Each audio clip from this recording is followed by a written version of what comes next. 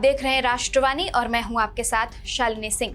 पश्चिम बंगाल का चुनावी महासंग्राम अब अपने निर्णायक मोड़ पर पहुंच चुका है और इस बार सबसे बड़ी जंग सिर्फ सत्ता की नहीं बल्कि सियासी वर्चस्व की है। बंगाल की राजनीति में अगर किसी शहर को सत्ता की चाबी कहा जाता है तो वह है city of Joy, Kolkata.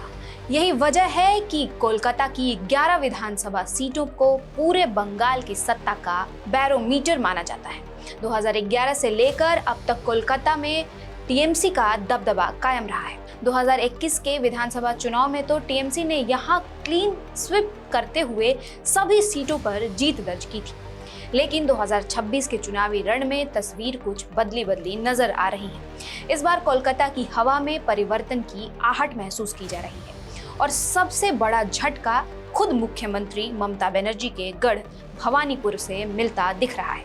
Bhawanipur वही सीट जिसने ममता बनर्जी को राजनीतिक मजबूती दी, वही सीट जहां से दीदी ने अपनी सियासी पकड़ को मजबूत किया, लेकिन अब यही सीट उनके लिए सबसे बड़ी चुनौती बनती दिख रही है। बीजेपी नेता शुवेंदु अधिकारी यहाँ लगातार आक्रामक प्रचार कर रहे हैं और उनका जनाधार तेजी से बढ़ता नजर आ रहा है।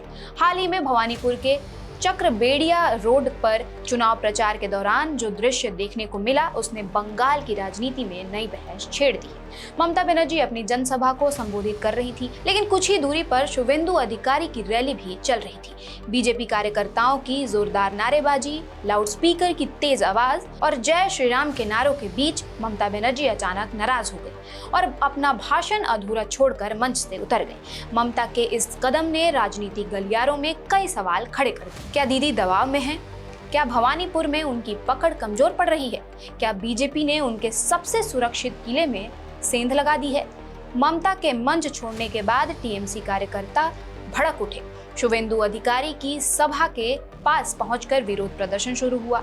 जवाब में बीजेपी कार्यकर्ताओं ने भी नारेबाजी तेज कर दी। जय श्री राम बनाम जय बांग्ला के नारों ने पूरे इलाकों को चुनावी रणभूमि में बदल दिया। इस पूरे घटनाक्रम के बाद शुवेंदु अधिकारी ने ममता बनर्जी पर तीखा हमला बोला। उन्होंने कहा कि ममता बनर्जी शोर से परेशान होकर नहीं बल्कि खाली होती जनसभा देखकर मंच छोड़कर गई हैं। शुवेंदु ने दावा किया कि इस बार भवानीपुर में जनता बदलाव चाहती है और टीएमसी को उसी की भाषा में जवाब मिलेगा।